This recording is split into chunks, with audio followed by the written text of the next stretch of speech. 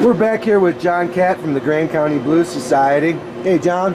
Hey, man. So, can you tell us a little bit about Blue Star Connection, and what its origin, and what its what exactly does Blue Star Connection do? Well, Blue Star Connection, basically by name, connects kids and young adults with music who are facing life's medical issues. And the terms we're using now are medically fragile kids and young adults. And we've found them instruments. We get them to go to shows. We buy them music lessons, and we do a festival for them basically now. That's awesome. And this program has been growing wings to other parts of the country as well? We've been able to find kids in 30 different states, and we've also been to 20 different children's hospitals and about 16 or 17 different states. Most of the bigger states have a couple of children's hospitals, but at the same time we've been going to different parts of the country and doing musical benefits as well, and raising awareness and basically raising money so we can buy these kids musical instruments. That's awesome. What a great program. I've seen I've met several of the Blue Stars, and I've seen firsthand the result and the joy that the instruments bring to the kids. And can you explain that feeling a little bit to the people, how special it is when you give a kid who's sitting in a crummy hospital a musical instrument? I tell you, it's like you're Santa Claus for real. And when you see these kids, and their parents too, light up, you realize that you took them out of this really painful situation, whether it's for a minute or an hour or a day or whatever, or sometimes in some of these kids' case, it's changed their lives. It makes you feel pretty valuable, that's for sure. That's just that's a tremendous thing, and a really, really excellent organization. Now, you're one of the administrators, but there's several people involved that make it all work, right? Yeah, it's kind of grown very organically, and that's kind of how I like it. And you know, it started really by accident. I just happened to encounter a teenage boy who's had cancer that they can't operate on in his brain for a long, long time. And I just happened to strike up a conversation with him after a Grand County Blues Society presentation for a bunch of kids that came to town who were cancer patients, for them and their families. And we struck up a conversation quite unorchestrated the day after, and I just happened to mention to him, I just happened to ask him if he had a guitar, if he played music, and he told me that he had a beat up acoustic guitar. And now that really rings true with me and him, because when I saw his guitar, it was beat up. And I just happened to say to him, and the only intention I had then was getting him a guitar. And when I asked him if he would play a nice one, if he had it, he said sure. And so the quest was on to get him one, and to tell you the truth, I was just planning to go buy one. You know, getting a guitar nowadays is not like it was in the mid-'70s, where guitars were expensive and only a few people manufactured them, and you know, they were protected by fair trade laws and all that. I mean, guitars now are built by several different people and in different countries.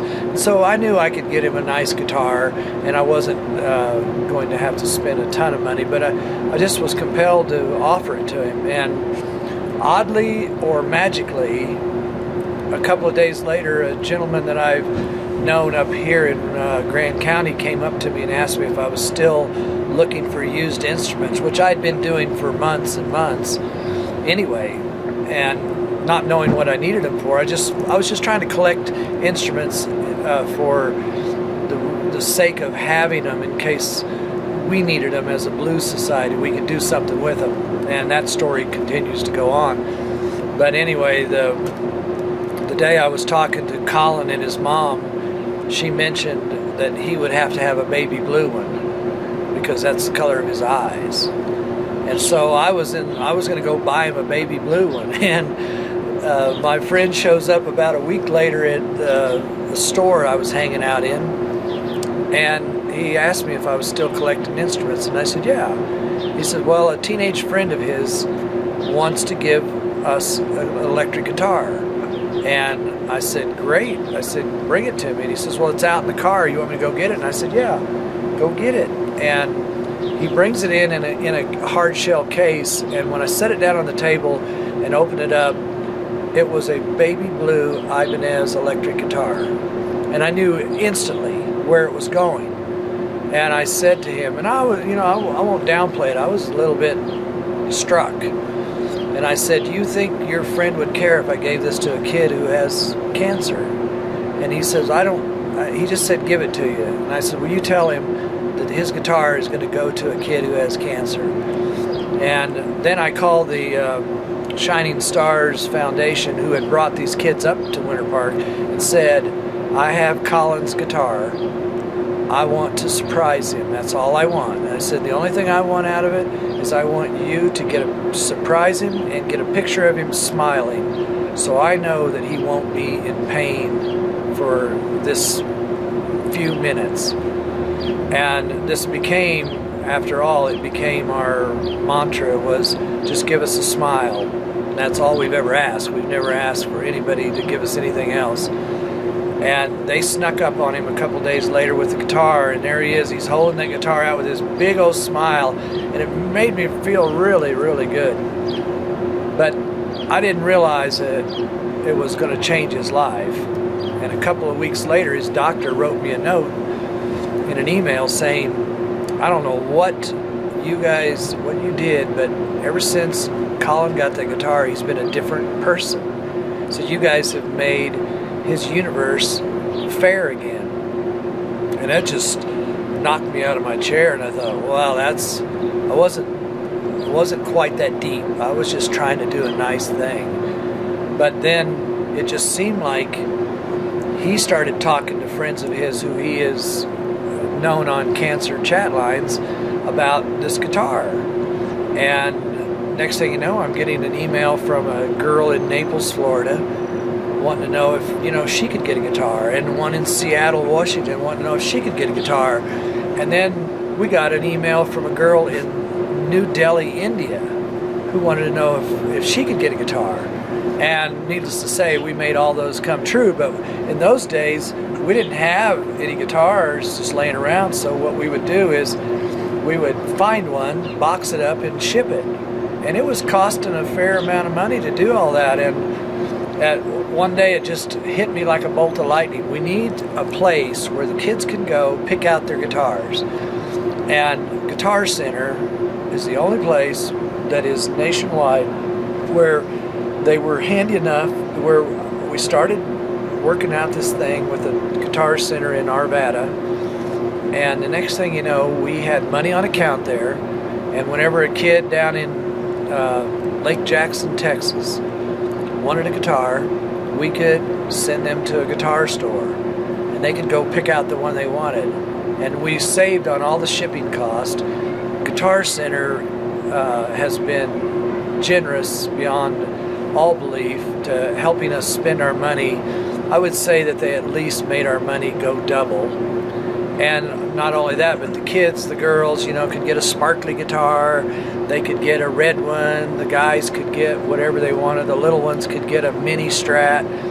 We just started gifting kids that way, and now we've been in 30 states. We got probably 150 to 200 kids in 20 children's hospitals. Wow, what an amazing story. So now you have a big event coming up here. I see that you have the poster there. Could you tell us what's going on and where and when, and see if we can get the word out about this event? We inherited a blues festival that I had been working on down in Denver, and it kind of changed courses and decided they didn't want to do it anymore. And I was kind of already involved with contracts, so I was looking for a way to do a festival that would benefit Blue Star. And we ended up, the whole story about the Blue Star Festival was like magic. I made one phone call to find a venue, and I was led to a place where it was going to be easy for us to be there. The people down in Clement Park just embraced the event, and so we chose Clement Park, Littleton for it, and we had a beautiful event last August, and so we decided to do it again this year. And this year we got Tap Benoit headlining. I got Trampled Underfoot. Kate Moss is going to be there with the band that we put together. Bart Walker is going to be there, and we have Randy Scott, who is the subject matter for a new TV series in the fall, and so we're going to have TV cameras there, and it's going to be part of the 13-week episode on Dish Network. So we're kind of excited about more Blue Star luck, or as we call it, Blue Star magic. So Saturday, August 4th, 2012 at Clement Park, Littleton, Colorado, Blue Star Blues Festival. Thank you so much for your time, John, and thank you for sharing that that touching story about Colin and about how you created Blue Star. Everyone's real proud of the work that you do, and real grateful. And it feels real good to see the strides and the results in the eyes and in the smiles of the kids around the country with what you're doing. So thank you very much. Well, if you go to bluestarconnection.org, you can see a menu item there that says our kids or our stars, and you can click on that and you can see the gallery of most of the kids. Not all of them ever send us a picture, and some of them can't. Some of them have not survived their ordeals, but you can go there, and if there's one kid in there that doesn't move you to want to help us and do something, even if you can't do this festival, think about Blue Star Connection the next time you're trying to give money to something that actually only does spend money. We don't just collect it, we actually spend it. We're not trying to develop this huge bank account. We try to spend our money as fast as we get it, because the kids that need this are out there, the hospitals are out there, and we need to keep on going. And right now, we're counting on the blues people to step up. All right, well, there it is. The word is out. Thank you so much, and I wish you the best of luck into the future with all your endeavors and your great support of the blues. John Catt, ladies and gentlemen.